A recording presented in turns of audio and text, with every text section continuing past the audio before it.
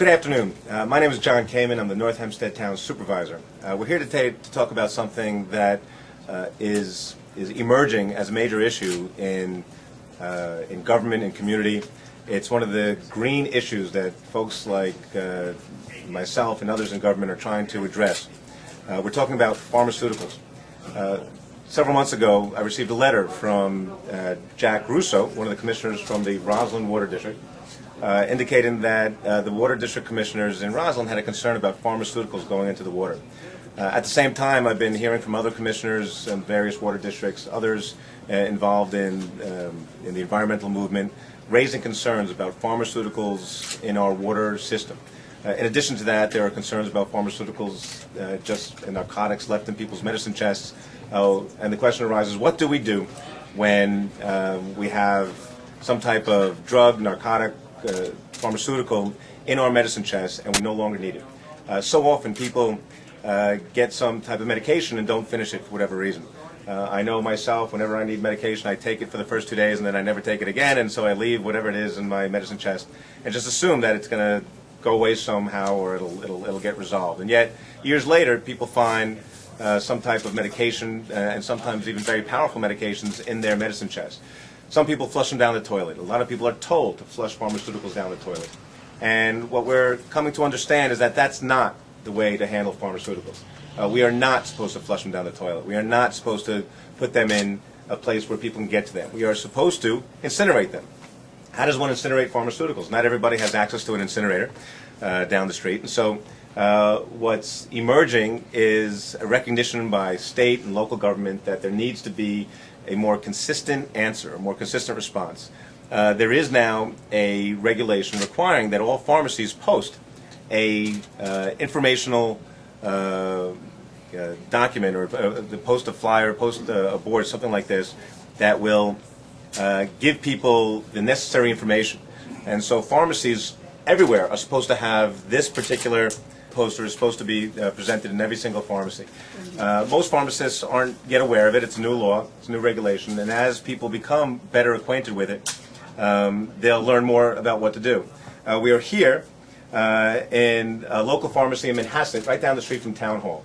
And we thought this is appropriate where, we in local government coming to a neighborhood pharmacist.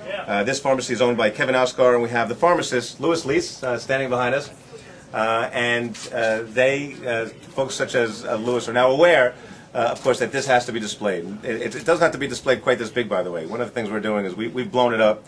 Certainly we would encourage people to blow it up if they could, but it's meant to be informational and be near every pharmacy so that and in every pharmacy so that they can properly dispose of it. So the question then is, from the town standpoint, what do we do?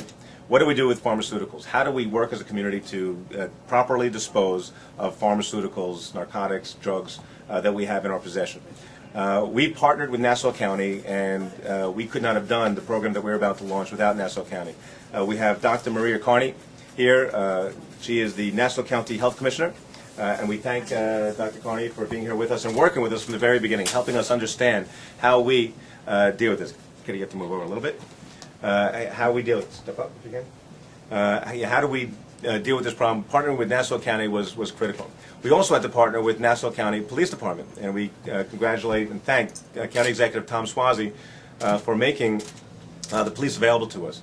What we're doing is taking our pharmaceuticals, we're inviting the public to bring them to our STOP program, our Stop Throwing Out Pollutants program. We need to have a police officer present when we collect those drugs, and then a police officer actually has to accompany the delivery of those drugs to the main police headquarters, and then it'll be accompanied by a police officer to the incinerator, or an incinerator, where it'll be properly disposed of. So we need the health department to help us, we need the police department to help us. Commissioner Mulvey has agreed to work with us, and I spoke to them, in fact, the other day. They will be accompanying us on our first STOP effort, which is happening on June 6th. So on June 6th, the town of North Hempstead will be launching our first pharmaceutical drop-off program, where we are welcoming people within our community, within the town of North Hempstead, to bring your pharmaceuticals to us, bring it to our transfer station where we collect pollutants 4 times a year, and we are asking people to dispose of them in the proper way, consistent with the law, consistent with the environment, environmental needs, and consistent with the new regulations. And in that same vein, we are reaching out to pharmacies all across North Hempstead to properly post this information so that people throughout the community, when they pick up pharmaceuticals, will understand right then and there how to properly dispose of them. I'm going to ask a number of people to speak. We do have Dr. Carney. We also have Jack Russo, who's the water commissioner, who has, on behalf of his board, been looking into this issue and expressed concerns, and he'll discuss that. We also have Maureen Dolan Murphy with us from Citizen Campaign for the Environment. We've been working with Citizen Campaign in a number of our programs, our recycling programs and other programs. They are engaged in trying to make sure communities and governments do everything they can to be green.